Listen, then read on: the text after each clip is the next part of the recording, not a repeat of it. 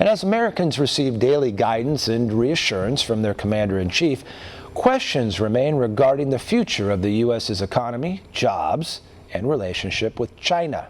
Here's One America's Jenn Pellegrino.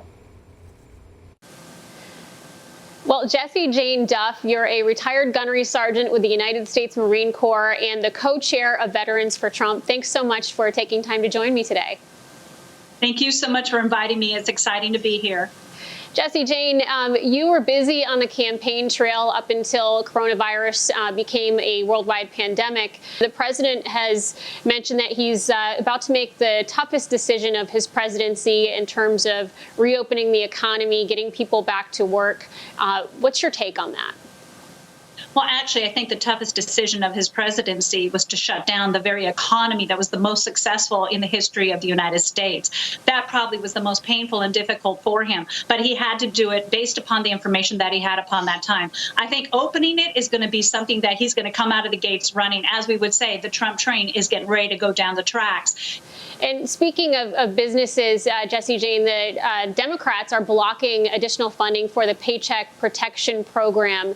Really tough on small business owners right now. What's your take? Are we surprised? We're not. We saw round one where they put in all their pet projects to the first stimulus. The opportunity for businesses to get money was derailed by Nancy Pelosi by how many days while they were funding their pet projects that had nothing, absolutely nothing to do with the pandemic. And what they were doing was patting their own heels. Didn't they give themselves a pay raise in that? I am aghast at how they claim that they're about the American worker and talk about the Republicans as if they're the elite. I'm sorry, the tables have turned. They have become the elitists that only care about their power and their opportunity and keep their voters in line. While on the other hand, President Trump cares about the American people, and their attacks on the president are not about him. They are attacks upon all of us who need and want to get back to work. But email recently went out to Trump campaign supporters asking for donations as we hold China accountable going forward. How do we hold China accountable for all this?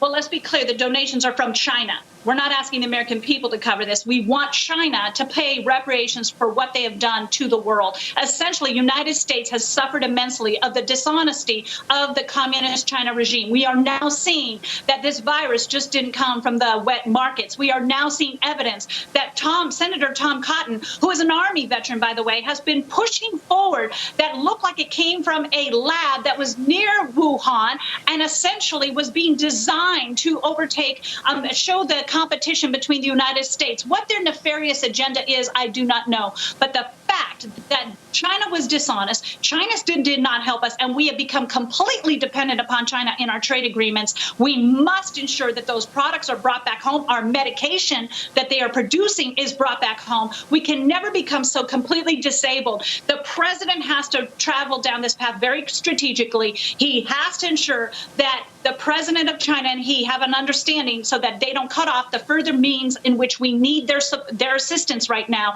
with our medical and our other professional devices. But we have to wean ourselves off. We have to have a country that is independent of outside nefarious activity, as this has been clearly demonstrated by China.